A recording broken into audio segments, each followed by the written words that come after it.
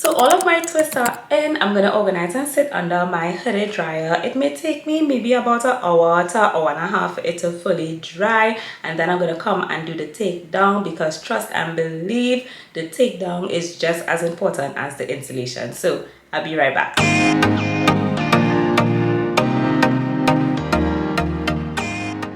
So I'm back. I think I sat down under my hooded dryer for about an hour and 45 minutes or so, and this is what it looks like. I think that they are completely dried, because that is definitely something that you need to take note of. If your hair is not 100% dry, your twist out is not going to come out good. Now the thing is, if you decide you don't mind a little frizz and it's maybe 98-99% dry, then you're okay. But if you want a bomb twist out, you need your hair to be 100% dry. And the thing is, I really love to do my twist small, and I really want a lot of definition on day one, because the reality is, with your bad weather and our humidity, my hair is gonna puff up in a few days. So I definitely wanted to look bomb at least for the first day. So yes, I'm going to organize and start the takedown. Now my hair is pretty much moisturized, but I put like a very little bit of the argan oil on my fingertips, so that when it is I am taking out my twist, I don't get as much frizz. So I'm just going to start off at the side here. You want to take your time when it is you are doing the takedown. You just carefully separate it. If when you did your twist you didn't borrow hair, then it should be easy. And you want to look where your hair naturally separates, and then I usually tend to just pull very slightly all the way to my roots, so you look where it naturally separates and pull. So let me see if I could give you a little close up. So you right here, and you just kind of feel around where it naturally separates. And I like to just pull all the way to the roots. You just see it naturally separates there, and then you pull, it naturally separates here, and then you pull. So you're just gonna keep doing that. So again, you have this one. You just look for where it naturally separates, you pull. It naturally separates there, and you pull. And you just keep repeating that same process until all of your twists are out.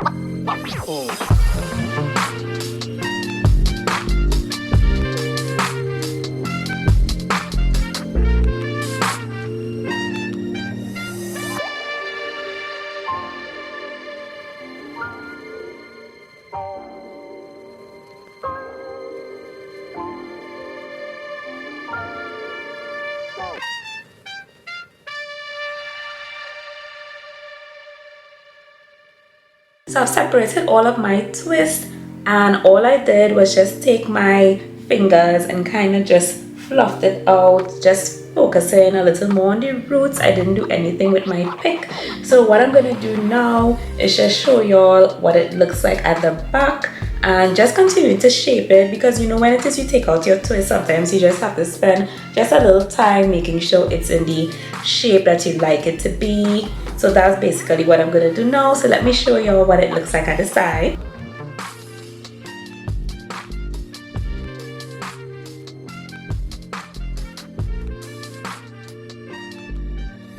So that's it for today's video, guys. If it is that you enjoyed it and you like the tips and tricks, give this video a thumbs up, and of course subscribe. Don't forget to hit the notification bell so you won't miss when I post other videos.